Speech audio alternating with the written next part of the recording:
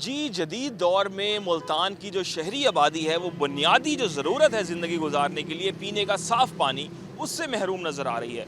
मुल्तान में 3 दर्जन से ज़ायद जो शहर के वाटर फ़िल्ट्रेशन प्लांट हैं, या तो वो बंद पड़े हुए हैं या वो बिल्कुल ही नकारा हो चुके हैं, उनकी टूटियाँ तक यहाँ पर मौजूद नहीं है।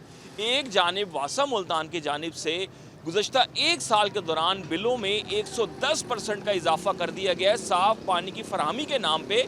लेकिन दूसरी जानिब सूरत हाल ये है कि दर्जनों जो वाटर फिल्ट्रेशन प्लांट है शहर के वो बंद पड़े हैं। शहरी यहाँ पर आते हैं तो ये वाटर फिल्ट्रेशन प्लांट उनको मुंह चिढ़ाते हैं और यहाँ पे ताले लगे हुए होते हैं, गंदगी के ढेर होते हैं या सिरे से यहाँ पर टूटियाँ ही मौजूद नहीं होती, जिसके बाई शहरियों को शदीद परेशानी का सामना करना पड़ रहा है। शहरियों को यही कहना है कि एक जानिब तो बिलों में होशरबा इजाफा कर दिया जा रहा है और टैक्सेस वसूल किए जा रहे हैं, और रिसेंटली तौर पे अगर हम बात कर लें तो वासा की जानिब से 19% बिलों में इजाफा कर दिया गया है। लेकिन वासा के ज़ेरे एहतमाम और ज़ेरे इंतज़ाम जो चलने वाले वाटर फिल्ट्रेशन प्लांट की एक बहुत बड़ी तादाद है जो ताहाल बंद पड़ी हुई है और वहाँ से शहरियों को साफ़ पानी की फराहमी नहीं की जा रही। जी।